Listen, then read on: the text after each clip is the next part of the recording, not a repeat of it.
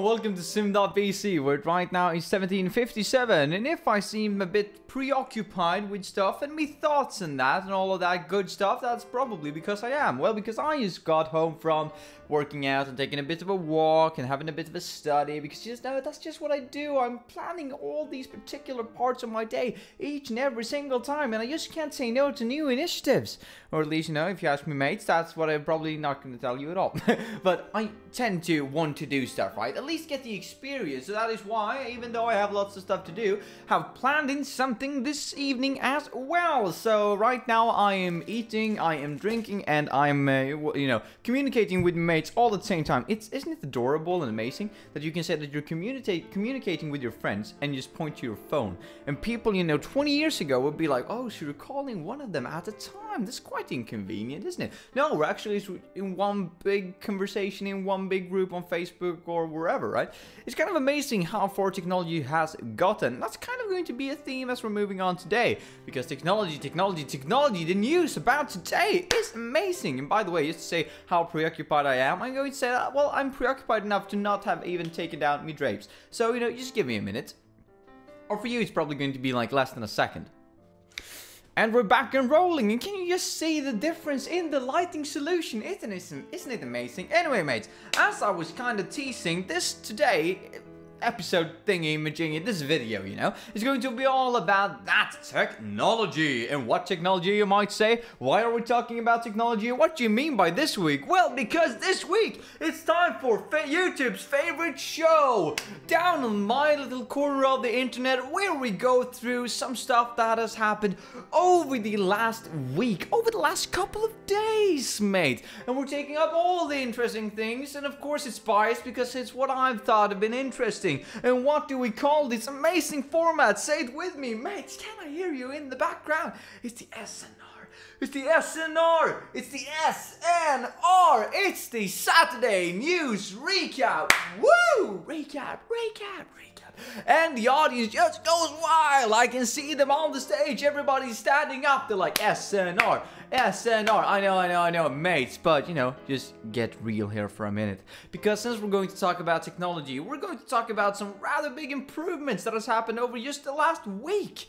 And you might say, what could have happened over the last week? Well, as I was discussing, you know, over the last 20 years, we got it from, you know, calling one person at the time to be able to have multiple calls at the same time, even with video chats. What I'm trying to simulate with this idea and this argument is that technology is moving forward. And if we're moving even back further to the 70s, NASA was launching missiles, and not missiles, but rockets off to space, off to the red planet. And do you know what they've done this last week? Do you know what they've been doing over this week that has been prepared? They've launched another rocket to NASA, and I'm just, sorry, to the red planet I mean, but NASA has done it. They haven't just launched a rocket to themselves.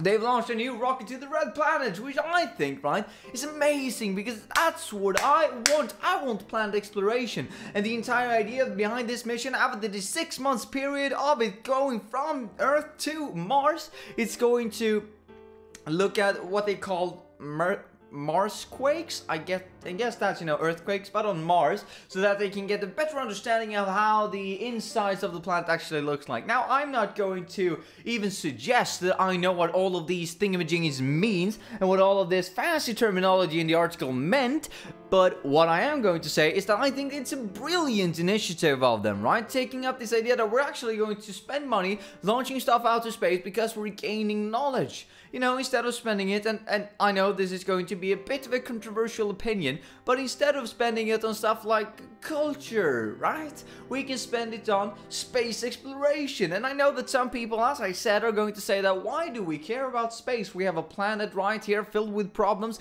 Why are we looking out when we can look in? Why are we solving problems that we don't even know exist yet, when we can be focusing our resources on things we do know exist? And to you, Mr. and Mrs. Negative, I can just say, what if this planet isn't enough for us, you know, in a while. In a few hundred years, maybe we find ourselves in a situation where, you know, the population didn't stagnate at 11 million. But, or sorry, 11 billion. But rather that we need to move parts of the population. And if you've seen Avengers, no spoilers, right? But you can say there's a heavy theme going on with population running wild. And this could be a possible short-term solution. And you know, when I'm saying short-term, I mean, you know, short-term as of in the next 100, 200 years, and long-term being more like, you know, the next few thousand years. Anyway, mates, it's probably apparent at this point that I think that this is a brilliant initiative, and I think this is something that we should all get behind, and that we should all be focusing our resources on gaining more knowledge. Why? Well, because knowledge is power, and you know all of that. Not necessarily for the power play in it all, not necessarily for the power part of it, but knowledge, gaining knowledge is amazing, right? So space exploration, 2 thumbs fresh, mates. I'm all for that. That's good. That's amazing. All fine, right? That we're actually starting to sending up stuff to space again. Because, well, if there's one thing that gets me motor going, right? That's probably not how you say it. But if it's one thing that I like to talk about, it's space exploration. What can be out there? What cannot be out there? What do we know? What don't we know? And it all looks so beautiful, right? With the galaxies upon and upon and on and on and end. You can just go watch Guardians of the Galaxy to get an understanding of how, you know, beautiful the universe can actually look like, even though that's a movie and, you know, within the realm of disbelief and all of that. Anyway, I've been rambling on that for a long while, haven't I? So now we're moving on to the next piece of news. And the next piece of news is also a technology piece of news, and I think I'm going to shift them because I had another order. But we're going to talk about the third one that I haven't even told you guys about the order, so you probably don't know, and I just look like a maniac who talks to myself. Anyway, that's how I structure things, right? So now we're going to talk about, is video games where careers go to die? Think about that for a while, because when I read it, right? When I read that part, and I'm going to say that games, technology, you know, we're in the same boat. And the argument for why this isn't the case, spoilers alert, am I right? But that's, you know, usually the case when they give a headline that people are supposed to relate to. They're like, oh, let's write this headline, because people would believe that this is the case, and then they would raise an interest, they would go in and read it, and then it turns out that it wasn't actually what they thought it would be, which was the case for this article.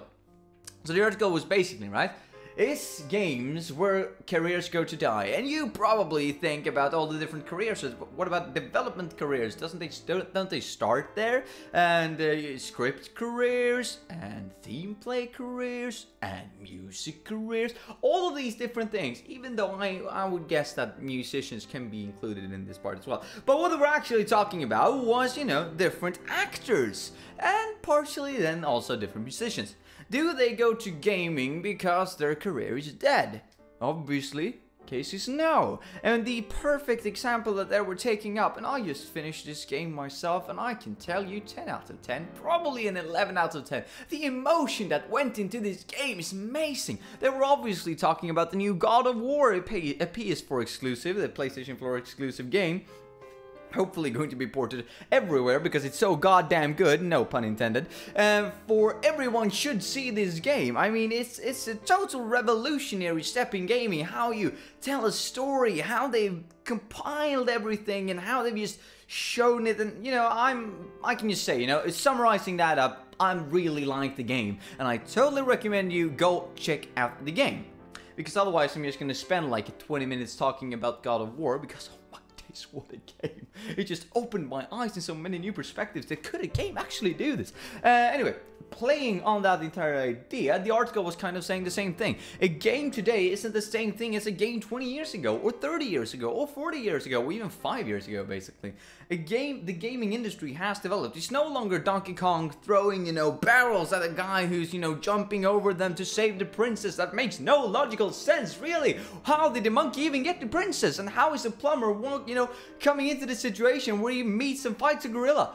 That's not the case anymore. What we're talking about now is a deep, deep story where you can really see it. You know, if you're saying that CGI in movies, right? You know, the actors are still getting credit for the CGI work.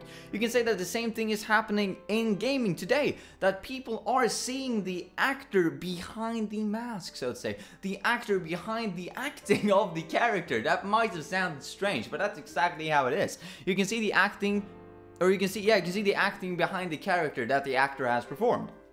Lots of acts, right?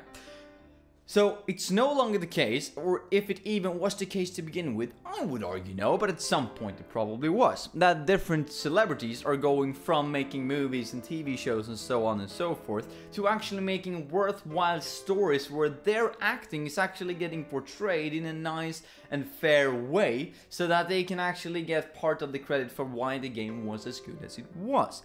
Partially then, or specifically or mainly, this reason has been taken up due to the amazing storytelling of God of War, because oh my, is it good or is it real good? It's real good. Anyway, mates, I'm not going to struggle on that for too long, because as you can see, I'm quite biased when it comes to, you know, talking about video games and gaming. So let's move on to a new piece of news that's completely not correlated at all. We're gonna talk about Fortnite. I know, more gaming, woohoo! But we're not gonna talk about Fortnite, the specific, you know, game in and within itself. We're gonna talk about the social aspect of the game, or rather, a social concern about the gaming industry overall. Because well, and I'm sure that this is actually the case for any game out there who has a voice chat, or a voice chat option, but what the article was taking up, or rather what the topic overall, just the title of the news piece was, and yet again, be reminded and keep in mind that the news piece article's title is probably going to be the things that resonates with a lot of people, building on preconceptions about an industry, building on preconceptions about an actor, a musician, or whatever and whatnot, right? They're making these headlines. They're supposed to make you feel like, aha, I already knew that, but now I'm going to go in and read it to understand why it was as I thought all along. Or maybe it's, you know, it's either that or it's really on the other side, you know, it's either black or it's white, right? It's polarized. Well, polarized is probably the best way of putting it, you know, these different titles and headlines. And I thought that this headline was probably something along the lines with something that people had a preconception about the industry already. And what they were talking about was, of course, and it's taken up all the time when it comes to multiplayer games. Is stranger danger a thing when you have a voice chat? Mind blown. I mean, you can talk to strangers on the internet. Is that the same as stranger danger? Are people in danger when it comes to multiplayer games? And of course they are. In one sense they are. I mean, if you're opening yourself up to talk to other people, there will be a part of stranger danger in it, right? But what most people are probably referring to is kids playing these games, getting in contact with older people, and, you know, all of that drama and problematization that can occur there, unfortunately. That is a serious concern. However, that's just a very, very, very small proportion of this entire industry, right? If any at all. I haven't seen any cases of it, and I can assume that they're really fringe. That there's a really, really, really small amount of people who are on these sorts of websites for that reasons, even though you can't actually close your mind to that, you know, nobody's there for that reason, because unfortunately, as a developer, I can understand, or wow, I'm not a developer, but I can assume that the developers are taking into consideration that it could be the case that unfortunately there are some sick, twisted people out there that we need to keep into consideration when we are developing the game, when we are developing our software and our, you know, all of the interactions in the game. But what they were talking about specifically, or rather, I'm saying specifically, but what they were talking about was, yet again, this idea of voice comms and people talking over the game that doesn't know each other. And for all of you who are thinking that, this is kind of interesting, this entire subject, I would totally recommend you to go and watch the Game Theorist video about socialization, I'd say is the word in English. How social you can be. Like, is it helping you being, like, wow, do you get more social by playing games? And that is keeping in consideration the people who do play games. Would they be more social not playing games or when they play games? And he got quite a sufficient amount of answers on a questionnaire that he did with relevant questions, I'd say.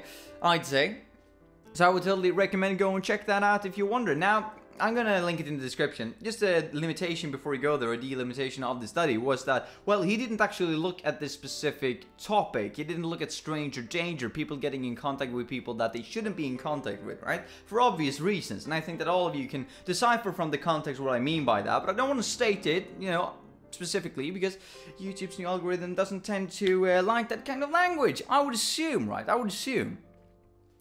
But go and check that out. It's a good, really good video, in my opinion, on how gaming is affecting your social life for the people who are actually playing games. Now, as I said, they're not taking up this specific issue. However, I would say that this is such a fringe amount that is it really a problem? I mean, it is a problem that you need to keep in consideration when you develop different interactions in your game. As a developer, you need to have that in mind, right? And the story and the approach that you take in the game. But generally, I would like to say, right, I don't have any figures on this, and neither did they, at least that I trusted, right? That 99.5%, maybe more, are completely harmless and good interactions. And I would say that the positives in this case outweighs the negatives. A utilitarian perspective on the entire thing. Obviously, one wrongdoing in this sense is not worth all the positive impacts. One can argue. I would argue the opposite. Not that I'm a demon for that, but, you know, please demonize me anyway. Anyway, moving away from that minefield of politically correctness when it comes to that kind of issue, we're going to talk about some more interesting, or, you know, rather more interesting news. And of course, I'm talking about this channel, and more specifically, I'm talking about me. Because we wouldn't have gotten this far if not for me, is it right? I mean, that's, wow, that was a really bad joke. That was in consideration to another thing that happened in my life quite recently, and we all had a laugh about it, but you don't know, so that just sounded really narcissistic now, didn't it? Of course, we've come all of this way together, right? Me and you. But what has happened over the last week in this channel is that we hit 250 videos! Woo! And I know that that message didn't really come across when I was making the video, because I was kind of stressed and kind of stressed. I was really stressed. Kind of the word for the month, or sorry, the word for the week. Well, for the month so far, but for the week has been stress, stress, stress, stress, stress. More things that I can handle, or rather, I have handled them. It's just that the quality at different times have been lacking, so to say. You need to prioritize what you're actually putting in your quality work in. And given that the thesis is so near its end now, I've been putting in some hours to that, right? And putting in my effort to that, because that's actually what really matters, you know, quote unquote really matters. It does really matter. I didn't even know what I did quote unquote for. But in comparison to perhaps making YouTube videos, the quality here can be lessened without that much of effect at this moment in time, right? Not that that will be the case in the future, hopefully, but I thought for this week alone, it could probably be the case. So that is why that video didn't really come across as it would, or as it did. And I also know that I've announced that I was going to do a project. Believe me, mates, I had one mate coming up to me in class and he was like, "Hey, mate, what's the project?" And I was like, "Dude, I said I dropped it." It's like, "Yeah, what's the project though?" And I was like, "I dropped it." He's like, "Well, what is it? Show me." So I showed him and he was like, "It's pretty good, I guess." Worth the wait though, if I can say so myself. I can't speak for anyone else, but I can speak for myself. Anyway, now I'm going to pick up all my laundry. I'm going to clean my apartment. I'm going to try and eat more and drink more and, you know, water, of course. Because, well, I need to get into shape so that I can do more things this evening. Woohoo! Because that's what you do, social. Go check that video out though from the game theorist about social in gaming. I would love that to be true. I mean, I think it is true, the conclusion that he arrives at, but it would surprise you now, wouldn't it? That's a clickbaity way of saying it, isn't it? But anyway, mates, I'm gonna leave you with this. Rather that you plan in like 4 or 5 events of a week and have a quality time, then that you plan in twice the amount and don't have the time to go to all of them so that you're stressed. I'm not saying that connection is connected to my situation at all. I'm just saying, you know, in general, that's probably kind of good advice, kind of solid advice. Anyway, mates, have a nice one and I'll see you tomorrow.